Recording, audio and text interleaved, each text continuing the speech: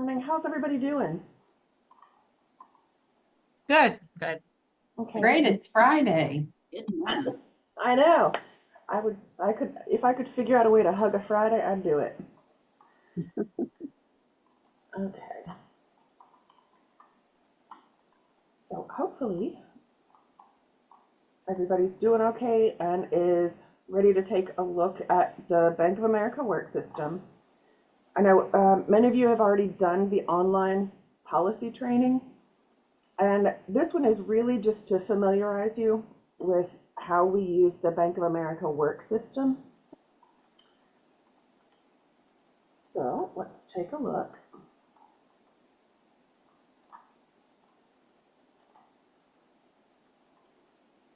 Okay. And just to clarify some of the differences between how the current EVMS program is set up and how we're set up, you all handle more of the approvals on the back side than we do.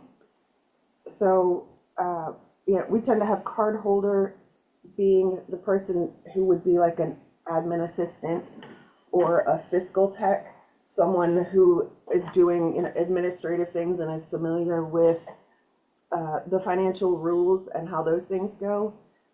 So they would handle the purchasing for the department, and then they would be the one responsible for gathering the receipts, uploading them, allocating, putting in the description, and then after they put in that information, then it would go to the approver, which is typically, a business manager or a department chair. So we don't have the cards in as high level position, and a lot of that has to do with the travel bit, since you all have handled travel differently than we do over here. So I'll take you through this, and then there should be plenty of time left for any questions that you might have that are policy related or works related. So when you log in, you'll come to this page here, and it's divided into 3 sections. At the top right, you'll have your name, and it's got the online help. So there are different guides and things available. We have several specific guides that are specific to the ODU Works instance, so it's going to look more like what you'll see, and you won't have information about things that aren't pertinent to you. And these are the phone numbers here. If you need to reach out to Bank of America for anything, that's where that information is. And then you've got your action items. So if you have a report that's ready for download, it's going to be here in this action items box. So Works is set up so you can get to things in more than one way generally. So if you've got a report that's ready, you can either click where it says ready in blue, or you could go to reports and get the completed report. So we've also got the sign off on transactions. So you can click on pending sign off, and that'll take you directly to the page where you're going to sign off on transactions. You can also go get there through clicking expenses and going to transactions. Takes you to the exact same page, it's just a different way of getting there. Down here in the accounts dashboard, if you are a card holder, then this will be familiar to you. You may already know this.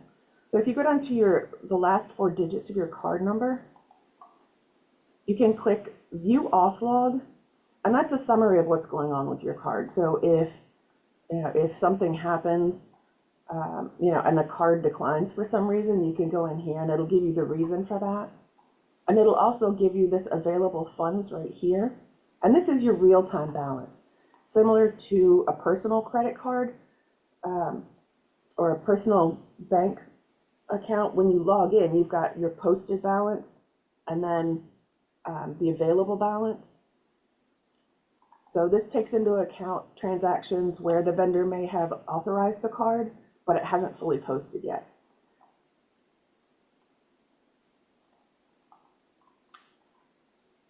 And if you're looking for details of your account, oops,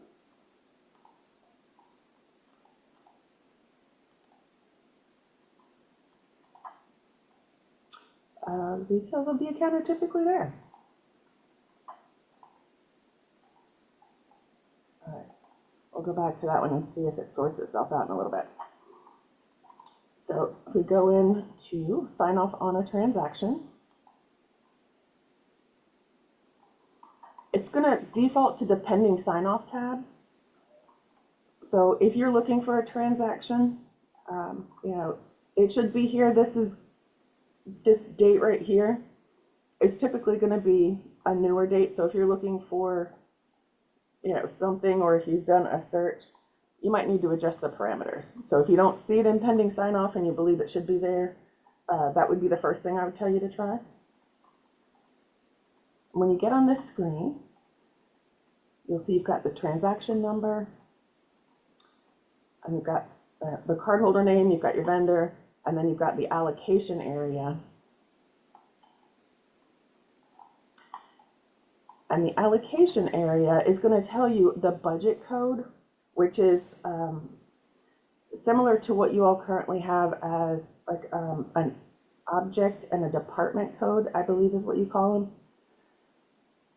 And the number that's next to that is what we call a sub-account code, and that sub-account code is going to tell AP when they pull down this report where to post the transaction in banner. So it's going to be the same sub-account codes that you're going to be using and seeing in EVA. And then the last bit of the allocation is the contract or SWAM information. And over here, we've got an uploaded receipt function. So this will tell you whether you've uploaded a receipt or whether you haven't. You can just click right there if you've got the receipt for that transaction to load it.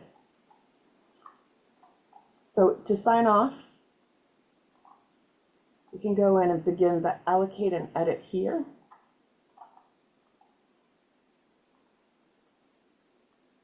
Or you can click in this area over here where it says comp val off.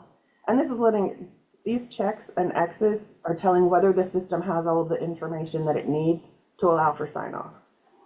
So this top one has the budget and the sub account and the contract SWAM information in there. That's why you see 3 green checks.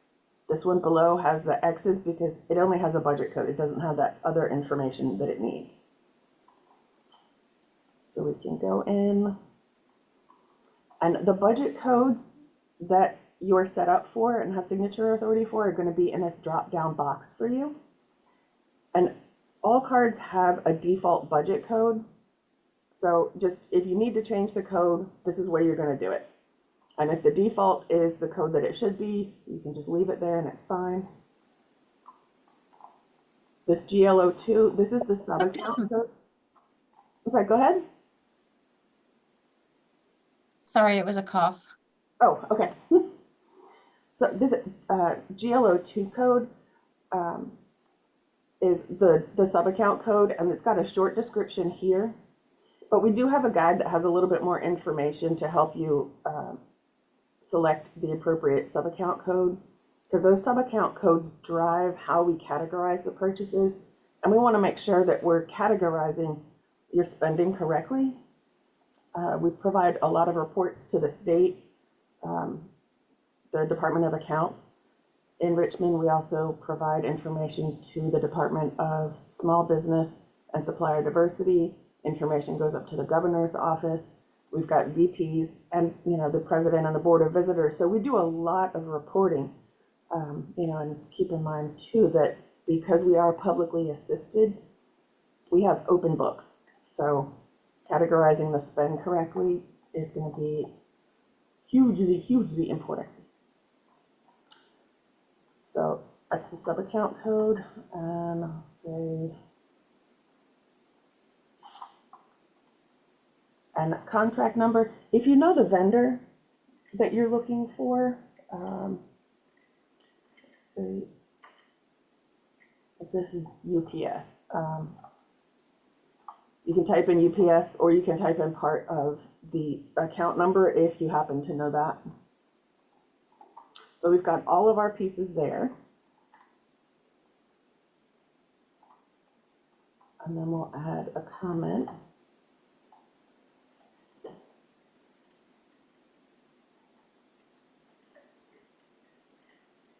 So they have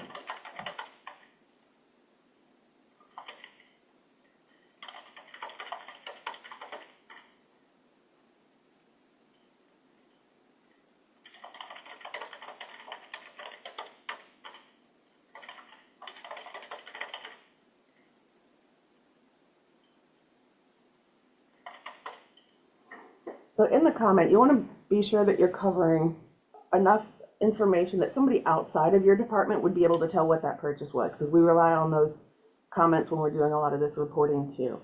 We also have 2 sets of internal auditors and 2 sets of state level auditors who are looking at these transactions. So having as much information as we can that's going to tell us what the purchase was, how it benefits the university's mission, and who it was for. So if you've got travel tickets, so you're buying an airline ticket, telling us who the traveler was, where they went, and what the purpose was. So if it was,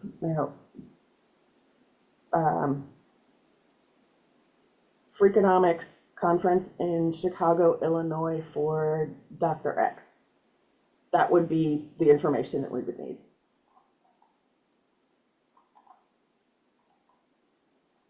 Okay, so then we'll save it and close it.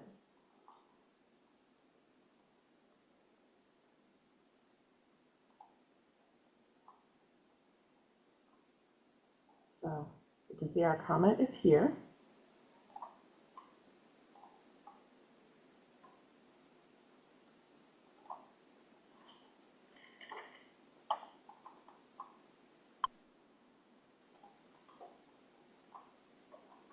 Okay, so we can see now we've got our comment, and we also have the sub-account code that we added. We have the contract number that we added,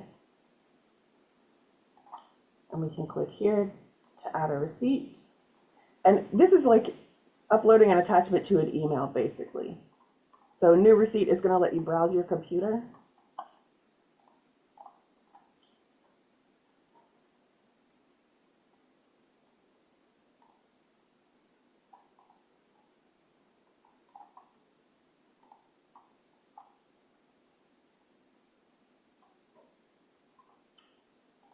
For the date, you can use the date that you're attaching it.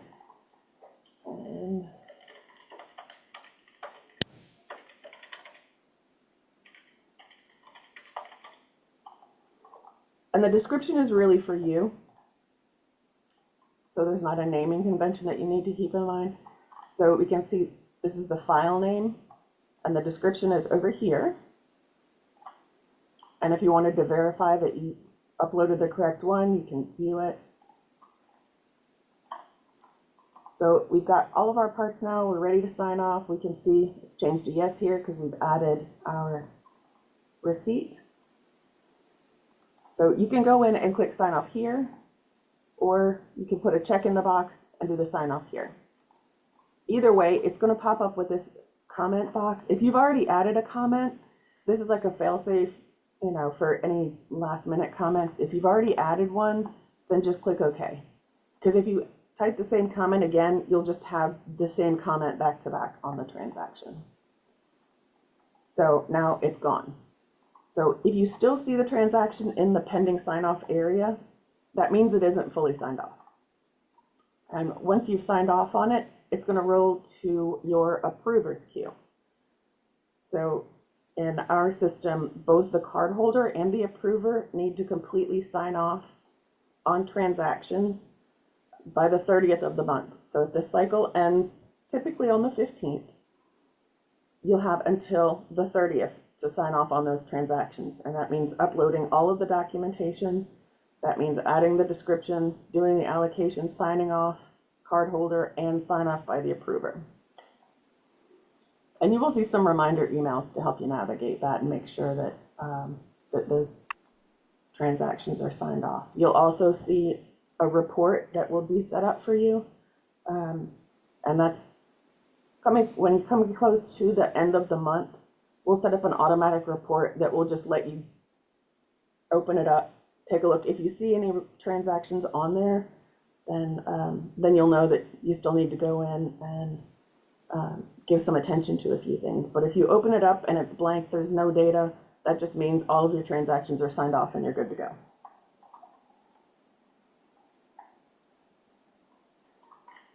So after you've signed off, if you wanted to go in and research, if you wanted to take a look at a transaction, if you're a card holder and you want to see whether your approver has signed off, maybe they're in a different building or they're traveling. So you can go into this all section, and where it says sign off, AH indicates the account holder. So you can click on that and see when the sign off was done and by whom. And if you click here, this one has the approver sign off information as well. And then an automatic account sign off. So this would help you. The card holders can see this, and the approvers can also go into this section and look at it. And some folks use this in addition to checking for the sign-offs. If they know that they bought something, a few months back and they can't quite remember the vendor, but they know the time frame, they might go in and take a look at that information.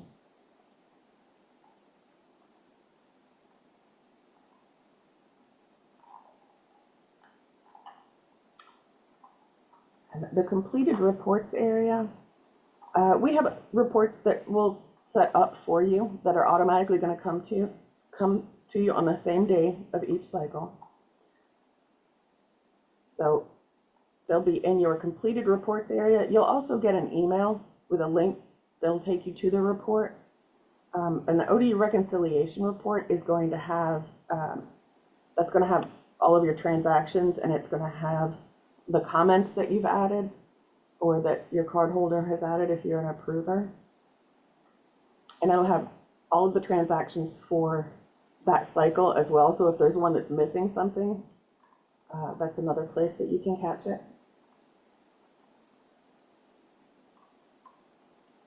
And if it's helpful in managing your departmental spend to set up reports,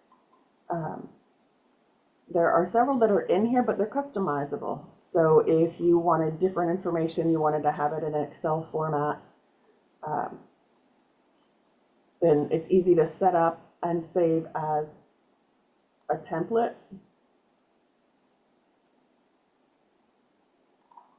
You can change the title of it. And you could set it up to run monthly, so you're only going in and setting it up one time if you wanted to. And we're happy to help with that. Just want you to know that that's available.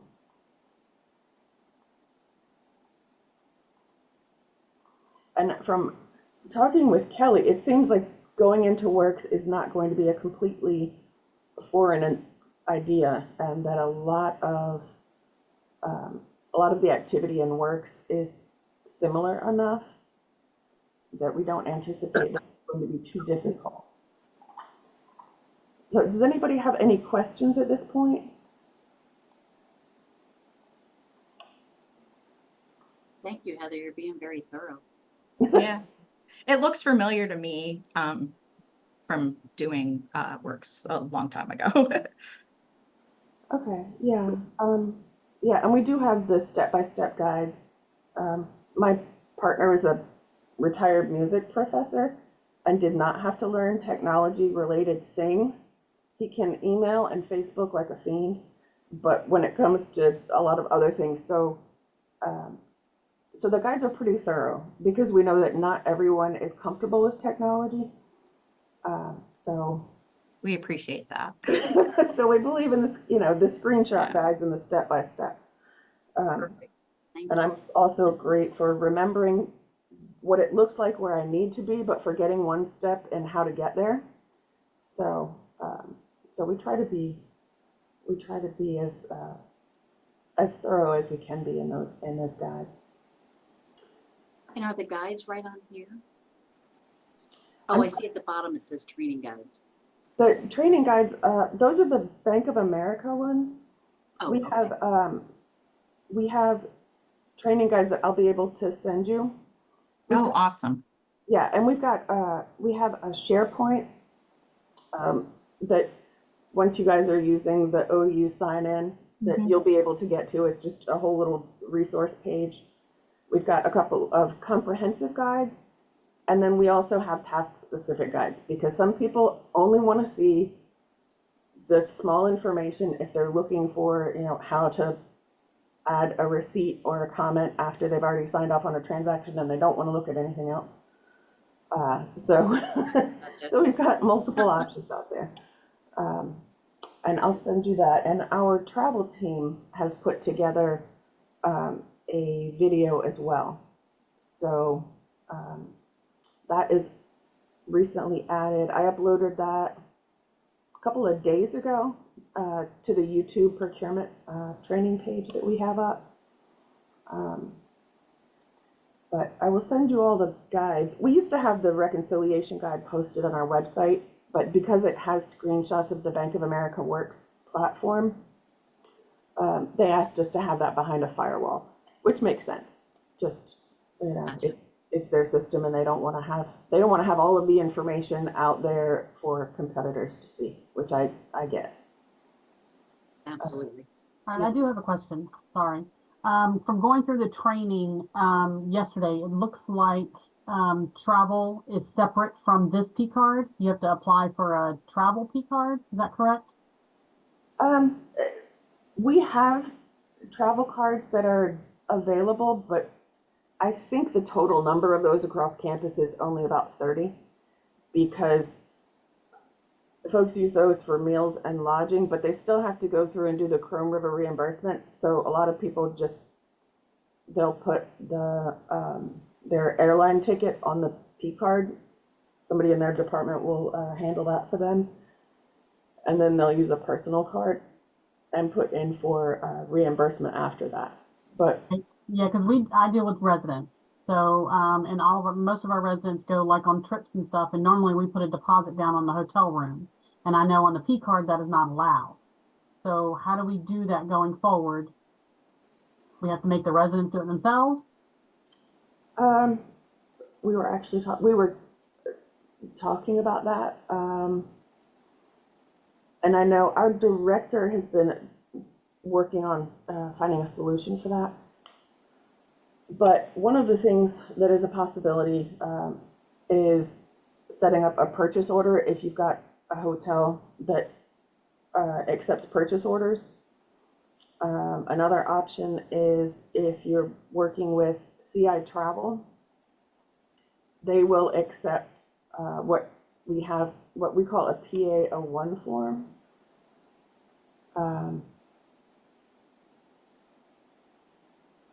So that can help get around some of those. The purchase order is going to be an option. There's also a travel advance option. But so how often and how often are they traveling, or what is the length of the stay? We have travel coming up on July 12th that they wanted me to reserve 3 rooms for, but of course I can't. You can reserve the rooms, just it would need to be paid with a different card. Well, sometimes hotels require a deposit as soon as you book the room. Okay. So I don't know if this hotel does. I haven't looked into it. But they asked me to reserve 3 rooms for the 12th and 13th, and I was like, oh, I don't think I can. You'll just have to wait. But our residents, I mean, it is, they travel some, throughout the year. It's not like every month or anything, but I know other coordinators like myself, are going to be dealing with the exact same thing. And of course, I only have 16 residents. Some programs have, 40, 70. So it just depends. Yeah, and I'm with the Simulation Center. We travel extensively year round. Sometimes we have group, and we're talking groups, not individuals. could be Okay. as much as 20 people going in one direction. So we have a lot of travel year round. So, and I know there's been some conversation behind the scenes about what the possibilities are for us. But like Marlene said, it's just trying to find out how we can move forward, because you're typically planning further ahead and just making sure we get guidance on what we need to do and how to do it, because we've got folks that have never had to pay up front before. We've secured it and they've traveled. So these are big conversations taking place. Yeah, I will tell you that we have the CI travel is more for the one-off, like the international, plane tickets and things of that nature. But we do have Covington travel that we work with and fellowship travel. So that would be an option if you've got a larger group that you're working with. Our study abroad folks use them. We usually set the stuff up ourselves. It's kind of like the athletics. We're not actually doing athletics, but kind of how they may travel. Don't you think, Pam? Yeah, because we have certain vendors already set up that we work with that are we've had them get set up also in the making sure they were set up in the EVA system, like example ground transportation, those kind of things. But and I've used a PCard in the past to book hotels, the rooms, and of course per diems we've done traditionally as we've done it. They were paper checks submitting in advance to go for the trip right before each trip. So this is very different. We've not used a travel agent before. And I don't know if that means, again, individuals, or if we can manage something like that within our own department, try and have the ease of it. If there's a way that we could do it kind of similar to what we're doing, but yet following the guidelines. If we're able to manage that more in-house, like what we have been doing. So a lot of questions around that. Yeah, and if you wouldn't mind sending me some of the specifics of the kinds of travel that you're going to be dealing with, that will help us figure out the kind of solutions that that we can provide, the ones that are in place and the situations that may be a little more unique. Sure. And I'm Lisa Forarcan from the CME office. So we continuing medical education, and we host a lot of speakers from out of town for conferences and grand rounds. So we do a lot of travel too. And unlike the residents who are the same residents for 4 years or 5 years, we have different speakers all the time. So we'll need guidance on how to best do that too. Well, we have agreements with a couple of different hotels. Mhm. We've got I think the downtown Marriott, Mhm. Sheraton Waterside, and Spring Hill Suites that's here on campus. The Spring Hill Suites will take the PA01 form, which is the purchase authorization form. Okay. And that is typically the easiest one. We have some guidance. We've got a procurement matrix that we've put together to help with some guidance, and that's got the hotel information for those local hotels for the speakers that you've got that are going to be coming in to this area. Okay. And it's just this Marriott, not the whole Marriott chain. Correct. Okay. Okay, that's helpful.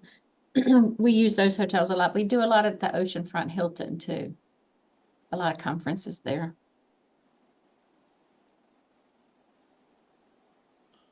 Yeah, I know. We've done work with the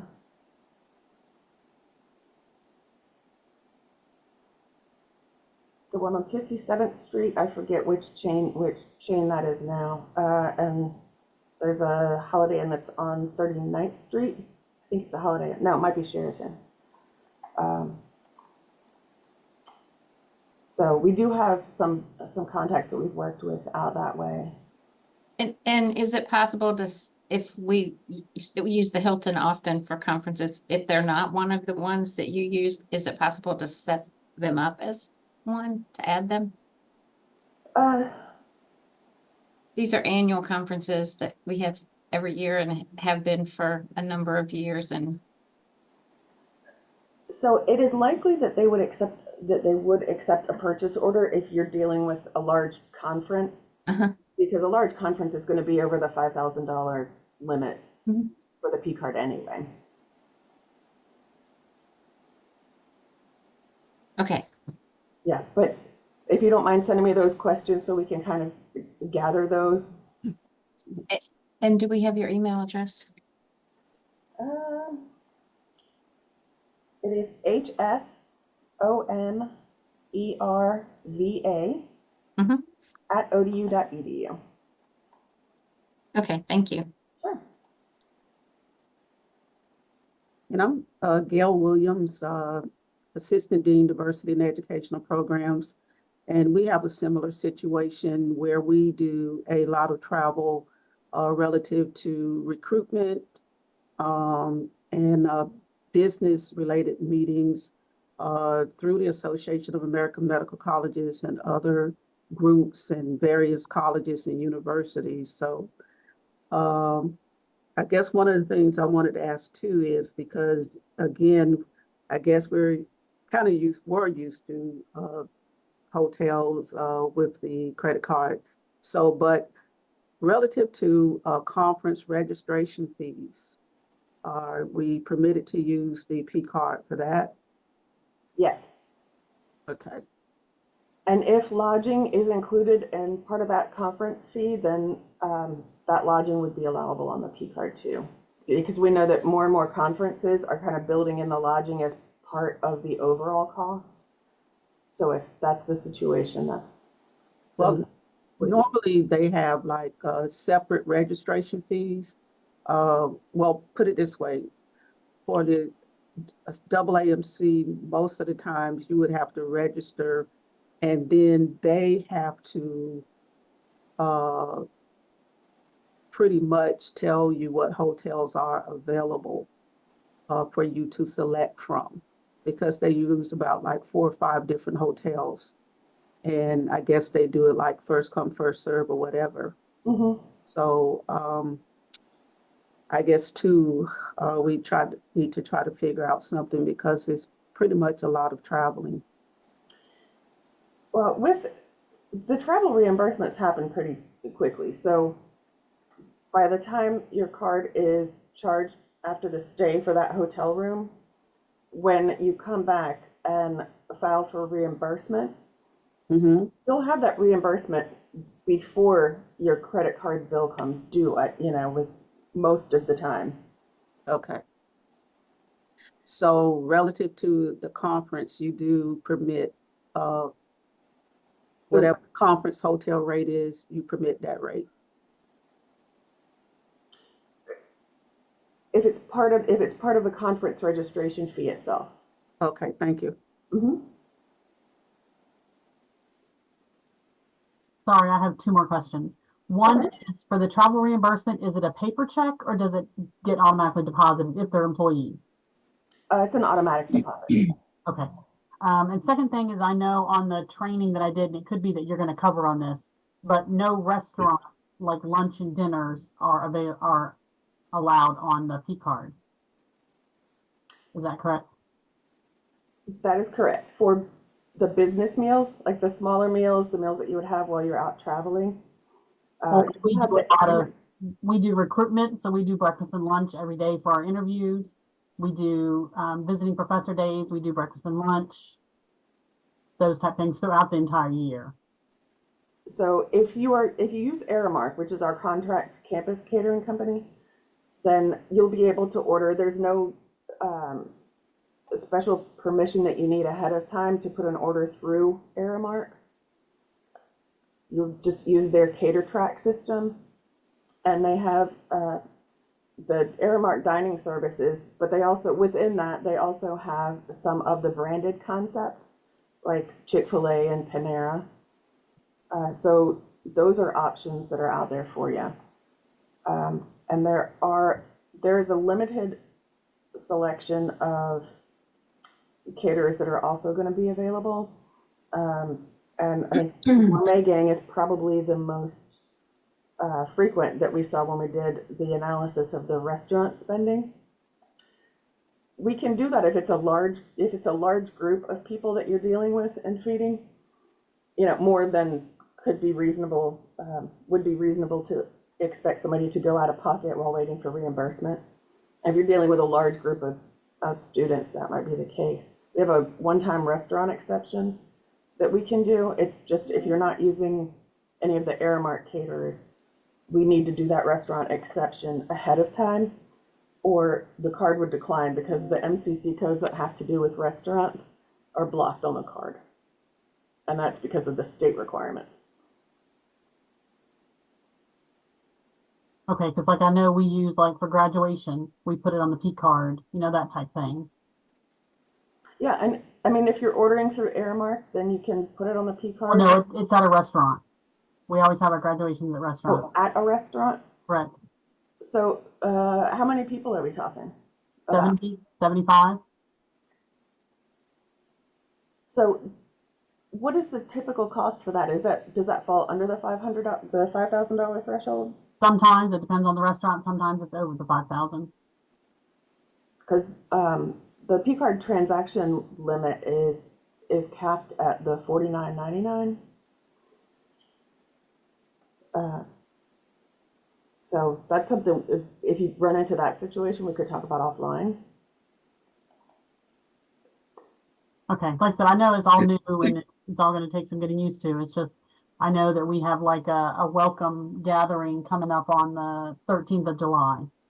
So, I'm not quite sure, like I said. And that is, as long as we use one of the caterings that is permissible, then it's okay, correct?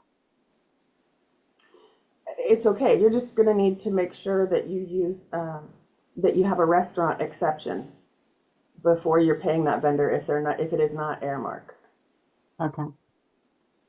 I thought I saw a list of restaurants that were, like you were talking about Gourmet Gang, that was okay other than Aramark.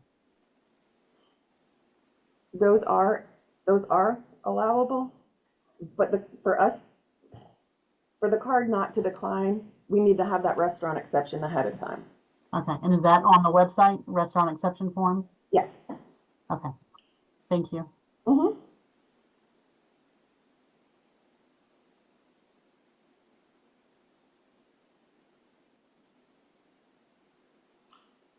And, okay, have you all seen our contracts and purchasing page? Because that might be helpful to you.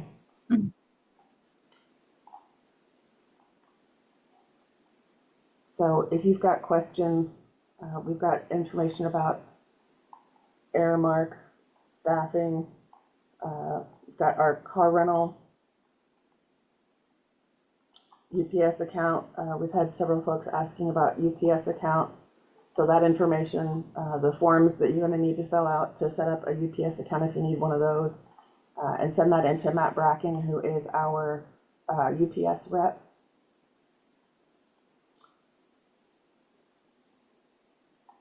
Software, there is a software process that we've got in place, and that is going to ensure data safety requirements. And it's also going to be reviewed by our procurement folks, because the buyer to take a look at it, because there are sometimes terms and conditions that the state doesn't want to agree to. And it also helps prevent you from taking on any kind of liability that you really don't want to be taking on. And where would that exception form be in here? That is on our PCard page.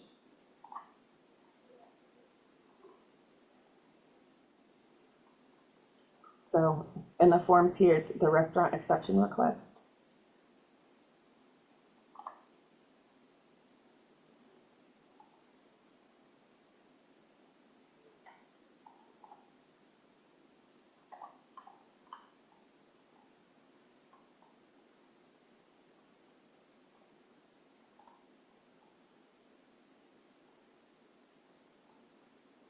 Thank you. Mm-hmm.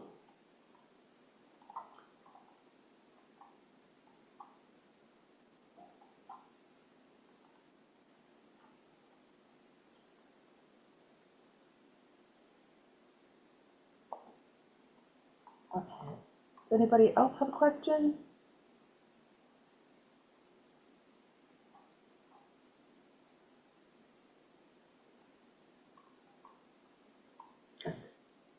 Yeah, this is Laura Lamar. I had a question. So we were told in the beginning that each department would have one credit card person, one person that would have a credit card. However, when I was going through some training yesterday, or I was looking through a PowerPoint and stuff, it seems like you can have more than one person in a department that has a credit card, or what is? Our recommendation had been to have one in the department plus a backup. So our recommendation had been two, except we know some areas are a lot busier and handle a lot more volume, and we had recommended additional cards for those departments as well. Okay, so if we want another card for our department, we can get another card for our department? Is that what you're saying? Yes. Okay, great. And how do we go about doing that? We've got we have the EVMS application that we put up on, if we added it. Yeah, the EVMS PCard agreement form. And then they would need to identify, the cardholder and the approver, and both the cardholder and the approver would need to go through the SWAM training, ethics training, and the annual PCard training that's online. Okay. And complete the quiz for that. Oh, that was my other question too. So the approvers, so they have to go through all this training as well? Mm-hmm. Okay. All right, and on that note, I have a question. So I went through, when I did the training, I saw that there was a form that you had to fill out and say what dates you did the SWAM training and the ethics training and everything. Mm-hmm. And it asked for a UIC number, and I'm assuming that's our identification number for ODU. Oh yeah, it's the UIN, and if you don't have it, we can find that. Okay, that was my question, because my supervisor is not an EVMS or an ODU employee, so he wouldn't have one. So I can just leave it blank for him. Well, the person who's approving your card is going to need to be an ODU employee. Well, all the information that they've sent me saying he's the supervisor, and of course, like I said, I'm the only one in my department that's an employee. So everything I've gotten received so far has his name on it. So does that mean maybe he has an ID? But again, he's not an employee. So. Well, if he isn't an employee, then you'll just need to identify somebody who can serve in that capacity to be the PCard approver. Yeah, I'm not quite sure who that would be again, because I'm a party of one over here. So I guess they can figure that out on the back end. Because even the PCard information I received said he was the supervisor. I don't know. I guess that's something we can take offline, but I was just curious. Yeah, and Kelly may be able to help sort that, since she's familiar with the setup of the departments a little bit more than I am. Okay.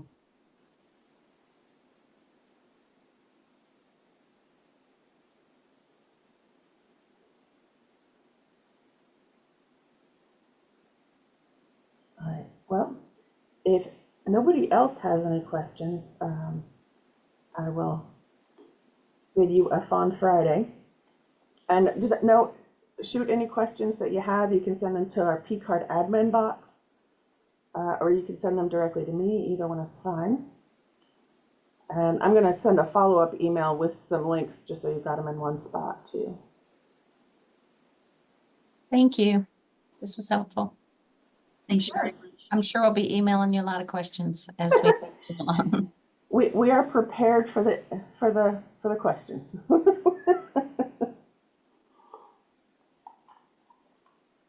All right. Well, you all have a nice Friday and a nice Thank you, Heather. Thanks. Bye.